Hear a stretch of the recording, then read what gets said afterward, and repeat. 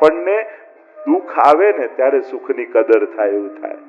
એટલે એમ થાય કે આ ઠાકોરજી દુઃખ આપીને પણ સુખની કદર કરતા શીખવાડે છે કે આ નોર્મલ દિવસો પણ નોર્મલ નતા, સારા જ હતા. ત્યારે આપણને આ તો સાવ નોર્મલ દિવસ ગયો, કાંઈ ના નોર્મલ નથી, સારો જ છે. અને એટલા માટે આ કથાની એક એક ક્ષણ એ ઠાકોરજીએ પોતાના હાથથી લખેલું સૌભાગ્ય છે કે જે આપણા ભાગ્યમાં લખી આપ્યું ઠાકોરજીએ. કારણ કે કથા બેસાડે એક છે, પણ કેટલા લોકો પાન કરીને જાય છે.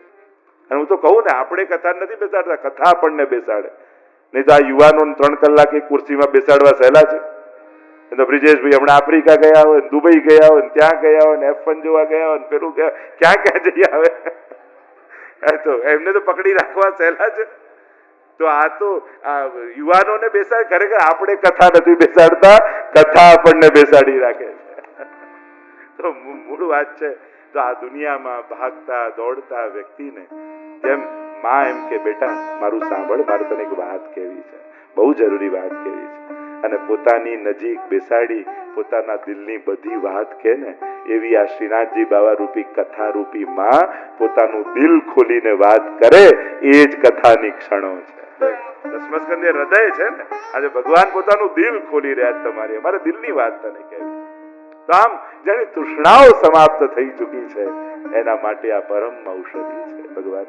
ગુણગાને સુખાવાપ્તિ ગોવિંદસ્સ પ્રજાયતે યથા તથા સુખાદી નામ નૈવાત મની કુતોન્ય. શ્રી વલ્લભ કે વચન નિરોધ લક્ષણ કે જે કથા સુખ આપે છે એ તો બ્રહ્મ જ્ઞાનીઓને પરમ સમાધિમાં પણ સુખ નથી મળતું. એવું સુખ જો સુખ હોત, આપણે ભગવતીઓ ગાય છે ને, ગોપાલ સુખ હોત ગોપાલે ગાય, જો સુખ હોત ગોપાલે ગાય, જો સુખ હોત ગોપાલે ગાય, જો સુખ હોત ગોપાલ ही गाए सो सुख व्रत जप सो न होत जप तप के कीने, सो न होत जप तप के कीने, कोटिक तीरथ नाए, जो सुख होत गोपाले गाए. जो सुख होत કેટલાય દિવસો કરી લો, વ્રત કરી લો, ધ્યાન કરી લો, ભગવત ગુણગાન માં જે સુખ છે. જો સ્વયં સુખદેવજીની કથા ભાગવતમાં આવે છે ને, નિર્ગુણ બ્રહ્મના ઉપાસક ભાગવતના 2 શ્લોક સાંભળ્યા અને કૃષ્ણ પ્રેમી બની ગયા. બરહા પીડમ નટવર વપુઃ કર્ણયો કર્ણિકારમ વિપ્રદ્વાંસ કનક કપીશમ વૈજયંતીમ ચ મા. જો આપણે બધા છે ને સાકાર બ્રહ્મના ઉપાસકો છે, નિરાકાર બ્રહ્મના નહીં. જે બ્રહ્મને જોવા માટે આંખો બંધ કરવી પડે એવા બ્રહ્મના આપણે ચાહક નથી. આપણે તો જેને ધારી ધારીને જોતા જ રહીએ એવા બ્રહ્મના ઉપાસકો છે. આપણો બ્રહ્મ એવો સુંદર છે કે જેને જોવાની ઈચ્છા વધતી જાય. આપણો બ્રહ્મ એવું મીઠું મીઠું બોલે છે, જેને સાંભળ્યા જ કરીએ, સાંભળ્યા જ કરીએ એવું થાય. એનું નામ એટલું મધુર છે કે એમ થાય બોલ્યા જ કરીએ, બોલ્યા જ કરીએ. એ એવો કોમળ છે, એમ થાય એનો સ્પર્શ ક્યારે છૂટે નહીં, એને સ્પર્શવાની ઈચ્છા જાગે. એવો બ્રહ્મ આપણો આરાધ્ય છે. તો અહીંયા કહ્યું જેની તૃષ્ણાઓ સમાપ્ત થઈ છે એના માટે આ કથા અમૃત છે. યાદ કરે છે પરીક્ષિત મહારાજ, આ પ્રભુની તો કેવી કૃપા. જ્યારે પણ સારા દિવસો આવે ને ત્યારે આપણા જીવનમાં થયેલી પ્રભુની કૃપાને યાદ કરજો. દુર્ઘટનાઓ બહુ ઓછી હોય છે, પણ સારી ઘટનાઓ ઘણી બની હોય છે. પણ આપણે દુર્ઘટનાઓનું કારણ ભગવાન માનીએ છીએ, પણ સફળતા અને સુખનું કારણ ભગવાનને ક્યારેય માનતા નથી. હવે સાહેબ આ તો મારી મહેનત, મારી હોશિયારી, એમાં ઠાકોરજી ક્યાંથી આવે? અને સહેજ કઈ નબળો, આ ભગવાનને મારી જોડે જ શું વાંધો છે? સુખનું કારણ પોતે અને દુઃખનું કારણ ભગવાન. આ તો અન્યાય કર્યો કહેવાય. મૂળ વાત એ છે, શું પ્રભુ આગળ ઉભા રહી એના ઉપકારોને યાદ કરી શકો છો?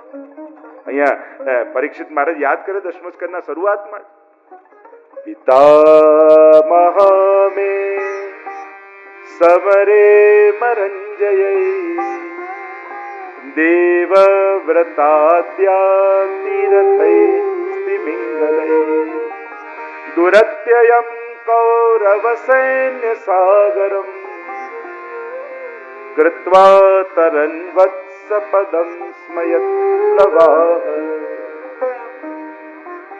પિતામહ મે સમરે મરંજય.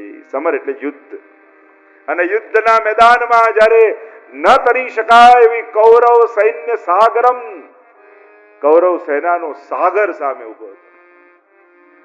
અને કેવા તિમિંગલો, તિમિંગલો એવા હોય મોટા હજારો માછલાઓને ગળી જાય એવા ભીષ્મજી, દ્રોણ, જેને મારવાનો કોઈ ઉપાય નહીં. અરે બે તો ચિરંજીવી, કૃપાચાર્ય ચિરંજીવી, અશ્વત્થામા ચિરંજીવી, ભીષ્મજીને ઈચ્છા મૃત્યુનું વરદાન, દ્રોણને કોઈ જીતી ન શકે, અજેય, અને એમની સામે યુદ્ધ લડવાનું. ક્યાં 11 અક્ષોહિણી સેના, ક્યાં આમ 7 અક્ષોહિણી. આમ જોવા જાવ તો કોઈ તાલમેલ બેસે જ નહીં કે પાંડવો જીતે, પણ છતાંય કઈ રીતે જીતી ગયા. કોઈ વાછરડું જતું હોય અને ભીની માટી થઈ હોય ને એમાં વાછરડાનો પગ પડે, અને પગ પડે તો એક નાનકડો ખાડો પડે, અને એ ખાડામાં થોડું પાણી ભરાઈ ગયું હોય, પણ કોઈ ચાલતો ચાલતો માણસ જતો હોય એને વિચાર ના આવે કે આ કઈ રીતે ઓળંગીશ, ક્યારે ઓળંગી જાય ખબર ન પડે. એમ જ કૃત્વા તરન વત્સ પદમ સ્મયત પ્લવાહ, આટલા મોટા સાગરને એક વાછરડાના ખાડાની જેમ ઓળંગી ગયા. જો કૃપા શું કરે છે, દુઃખ મટાડી નથી દેતી, પણ દરિયા જેવા દુઃખને ખાબોચિયા જેવું કરી નાખે છે. વરસાદ રોકી નહીં શકો, પણ કૃપા થશે ને તો છત્રી ખોલવાની સમજણ આવી જશે. ભગવાન એ વ્યવસ્થા કરી આપશે કે તમે દુનિયામાં કારણ કે લોકોની તો માંગણી એવી હોય ને, એ ભગવાન વરસાદ ના પાડતા આજે કપડા સૂકવ્યા છે, ભૂગોળ ખગોળ ફેરવી નાખે લોકો પોતાના કપડા પાછળ, તો આખા વાતાવરણના ફેરફાર કરી નાખે. ભગવાન કે તારા કપડા પાછળ વરસાદ ના પાડો. લોકોની માંગણીઓ વિચાર કરો ને, ઘણી વાર વિચાર બેસીને તો ચક્કર ભગવાનને અપાવી દે એવી માંગણીઓ થાય. એટલે લોકોની તો યાચનાઓ પણ એવી હોય. મૂળ વાત એ છે, ઘટનાઓથી ભરેલું જીવન છે, સુખ દુઃખ તો ચાલ્યા જ કરશે. ક્યાંક ને ક્યાંક આ બધું જીવન છે તો ચાલતું રહેવાનું, પણ પ્રભુના આશ્રયમાં હોય ને, જો ખાડાઓ આવે પણ માના ખોળામાં ચડેલું બાળક હોય ને, અને એ સહજમાં ઓળંગીને પહોંચી પણ જાય, ને કપડા બગડે ને થાક લાગે. આશ્રય એવો છે. અને સ્પીડ પર માં જેવી. આશ્રયમાં આવવું એટલે ભગવાનની ગોદમાં બેસી જવું. જીવન અનેક ઘટનાઓ, અને ઘટનાઓને આપણે રોકી પણ નથી શકતા, ઘટે છે અનુકૂળ પ્રતિકૂળ ઘટનાઓ. તો પરીક્ષિત મહારાજ યાદ કરે છે કે આજે વિજય કર્યો એ કોઈ અમારા પુરુષાર્થનું બળ નતું, નહીં તો ક્યારના હારી ગયા. તમે મહાભારતના એક એક પ્રસંગો જુઓ તો પાંડવો સમાપ્ત થઈ જાય, અર્જુન મરી જાય, કેટલી ઘટનાઓ એવી છે. અને યુદ્ધ ક્રીડા આદિમાં તમે જુઓ, ક્યાં કઈ રહેવાય, વનવાસ સમયે ઘટનાઓ જુઓ, પ્રતિપલ પરમાત્મા એક ડગલું આગળ રહ્યા છે. બસ જીવનને યાદ કરશો તો તમારા જીવનમાં ઘણી એવી ઘટનાઓ ઘટી હશે કે હા હવે ગયા, ફસાઈ ગયા, હવે બરબાદ, હવે નહીં નીકળાય. ઠાકોરજી બધેથી કાઢ્યા ને. વિશ્વાસ ભગવાનમાં જાગે એના માટે કદાચ કોઈ ગ્રંથોને નહીં વાંચો તો ચાલશે, પોતાના ભૂતકાળને યાદ કરશો ને તોય ભગવાનમાં ભાવ થઈ જશે. કેવા કેવા સંજોગોમાંથી ઠાકોરજીએ કાઢી અને આજે આવા ક્ષણે આપણને રાખ્યા છે.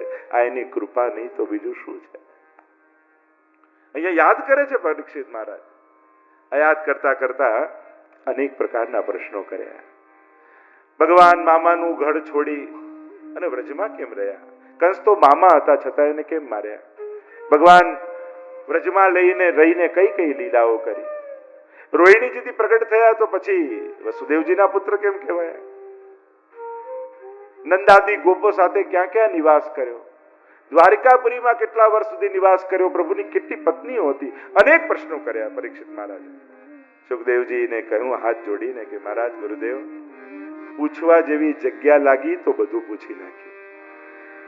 જો સંશય ખરાબ નથી, પણ ગલત જગ્યાએ સમાધાન લેવું બહુ ખતરનાક છે. સાધારણ હવે અર્જુનને મોહ જાગ્યો, વિચાર કરો એ સમાધાન લેવા ધૃતરાષ્ટ્ર પાસે ગયો હોત તો કેવી ગીતા મળી હોત.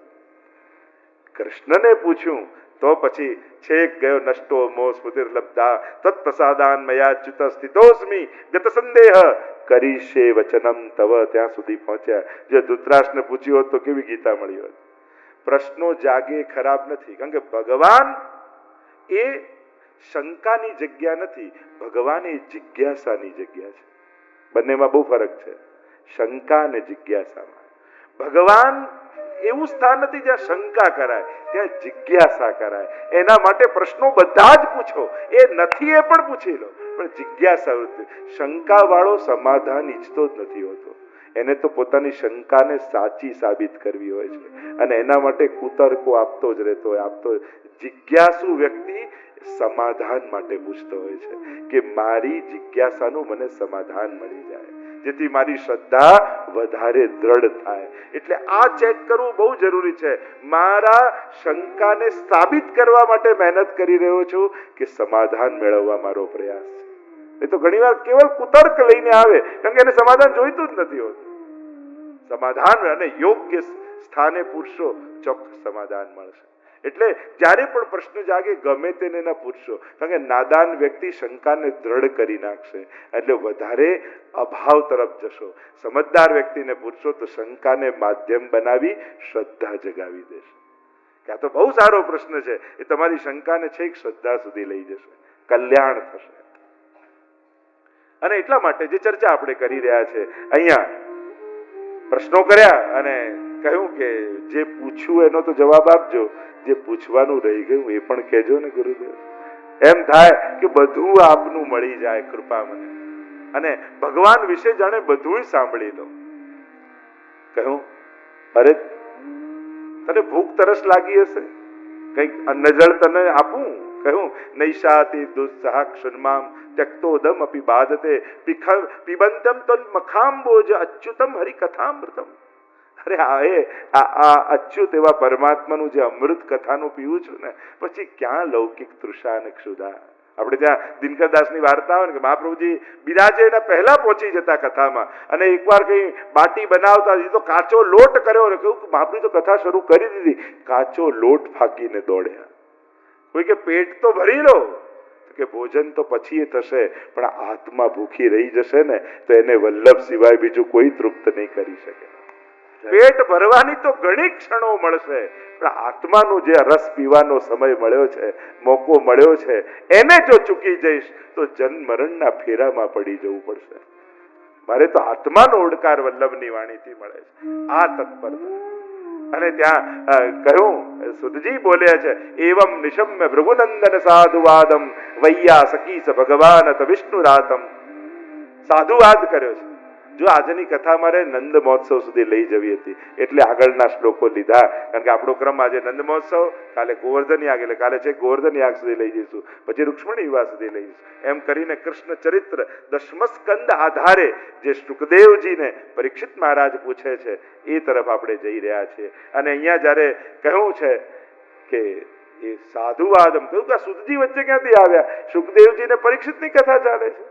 તો કે જ્યારે પરીક્ષિત મહારાજે ભગવાન વિશે પ્રશ્નો પૂછ્યા તો ભગવાન વિશે પ્રશ્ન સાંભળતા જ શુકદેવજીની તો સમાધિ લાગી ગઈ, ભગવાનની લીલામાં મગ્ન બની ગયા, ભગવાનને ચિંતા